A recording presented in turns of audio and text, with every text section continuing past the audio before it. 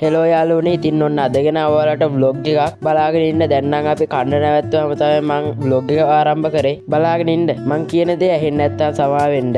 මට මේ පිටිපස්සේ ලස්සන වෙල්යායක් තියෙනවා. ඉතින් බලන්නකෝ ඒකේ ලස්සන. ඒක යායට ලස්සනට කොයන් හැදිලා. ඔයාලම බලන්නකෝ ඒකේ ලස්සන. හරි එහෙනම් දැන් අපි කාලා හම්බෙමු. දන්න කට්ටියගෙන් බලන්න මේ කොහෙද කියලා. එහෙනම් අපි අනුරාධපුරයට ගිහිල්ලා හම්බෙමු.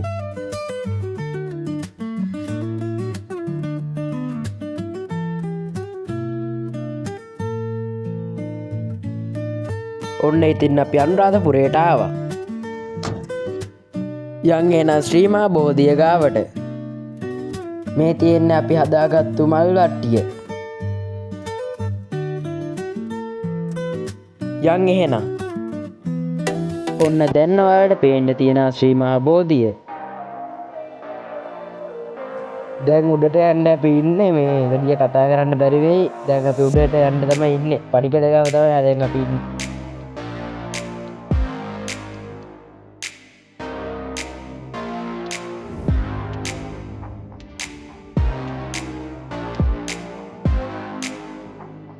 බලන්නකෝ ඉතින් ශ්‍රී මහා බෝධිය ගාව තියෙන ලස්සන.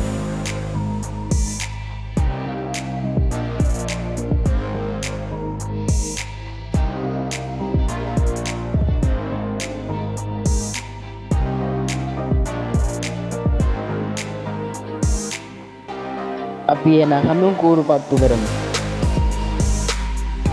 ඔන්න රුවන්වැලි සෑය ගාවටත් ආවා අපි. මේක නම් මරුණේද මේකෙන් එන නිකන් වතුර උනාට පුදුම සීතලක් තියෙනවා. යමු එහෙනම්. පුළුවන් නම් දන්න කට්ටිය කියමු බලන්න මෙන්න මේ ගහ උඩ ඉන්න කුරුල්ලන්ගේ නම. ඔන්න ඉතින් දැන් මං ඔයාලට කියලා දෙන්න යන්නේ රුවන්වැලි සෑයේ අතීත කරුණු කීපයක්. රුවන්වැලි සෑයේ ඉදිකිරීම ආරම්භ කළේ දුටුගැමුණු රජතුමා වගේම ඒක ඉවර කරගන්න බැරි වෙච්ච හින්දා සද්ධාතිස්ස රජු විසින් මේක ඉවර කරනවා. මේක ක්‍රිස්තු වර්ෂ දෙවන සියවසට තමයි අයිති වෙන්නේ. රුවන්වැලි සෑය තුළ බුදුරජාණන් වහන්සේගේ ශ්‍රී ධාතු රසක් තැන්පත් කරලා තියෙනවා. ඒ වගේම මේක තමයි ශ්‍රී ලංකාවේ විශාලතම ආගම තමයි රුවන්වැලි සෑය. ඔන්න ඔය ටික තමයි මන් දන්න කරුණ ටික. ඔයාලා දන්න කරුණු තව තියෙනවා නම් පහලින් කමෙන්ට් එකක් දාන්න.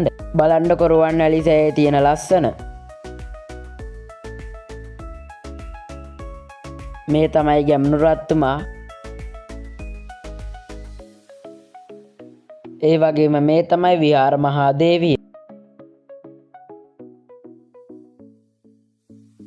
අපි දැන් රුවන්වැලි සෑයටත් හඳුන් කූරු පූජා කරමු. අපි දැන් රුවන්වැලි සෑයෙනුත් ආවා. අපි එනම් ඊළඟට නවත්තන තැනට ගිහිල්ලා කතා කරමු. ඔන්න දැන් අපි ආවා තිසාවැවට නාන්න. එහෙනම් අපි නාන්න යමු. ඉන්න මං ඔයාලට තිසාවැව පෙන්නන්න. බලන්නකෝ ඈතින් දාගැප් තුනක් පේන්න තියෙනවා. දැන් ඔයාලට පැහැදිලිව පේනවා කියලා මං හිතනවා. ඔයාලා එහෙනම් පොඩ්ඩක් බලන්නකෝ තිසාවැවේ ලස්සන.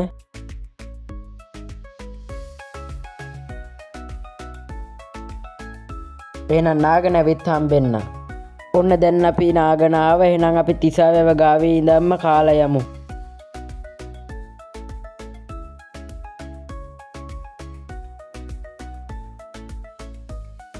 එහෙනම් ඔන්න අපි කෑවා. එහෙනම් අපි ගිහිල්ලා හම්බෙමු.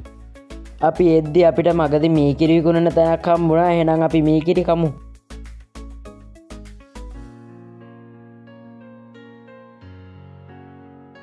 මං වීඩියෝ එක ගන්න කලින් මීකිරි එකෙන් කටක් කෑවා. පුදුම රහක් තියෙන්නේ. ඔන්න දැන් අපි මීකිරිත් කෑවා. එහෙනම් අපි දැන් ගමන යමු. දැන් අපි ආපහු නැවැත්තුවා කොමඩු ගන්න කියලා. දැන් කොමඩු කඩේ අපි ඉන්නේ. අපි ගත්ත කහ කොමඩු කියලා ගෙඩියක්. මේ බලමු ගෙදර ගිහිල්ලා ඒක කපලා. අපි ගෙදරේදී ට්‍රිවිල් එක්කුයි කාර් එක්කුයි ඇප්පිලා තිබ්බා. ඒ හින්දා ගොඩාක් ට්‍රැෆික් එක තිබ්බා. ඔයාලත් එතන හිටියා නම් කමෙන්ට් එකක් දාන්න.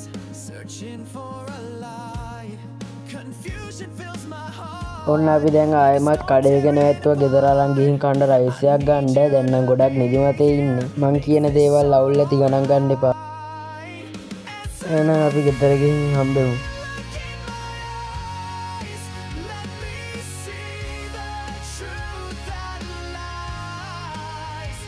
යාළුවනේ ඉතින් කොහමද?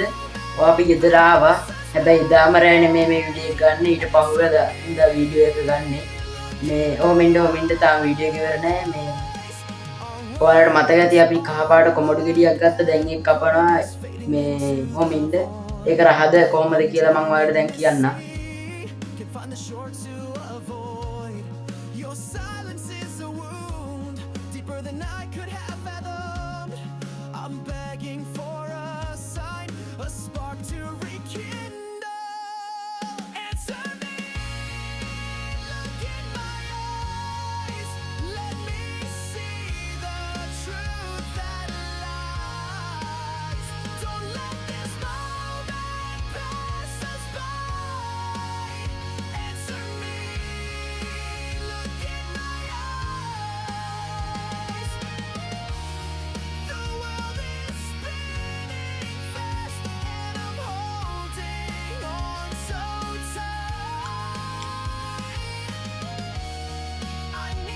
අවුලක් නෑ මේ අනිත් රතු කොමඩු වගේම තමයි මේ එකමයි වෙනස පාට තමයි මේ වෙනස් වෙන්නේ. අවුලක් නෑ රහයි හරි වෙනස්. අදට වීඩියෝ එක නවත්තන ආයේ අලුත් වීඩියෝ එකකින් හම්බෙමු.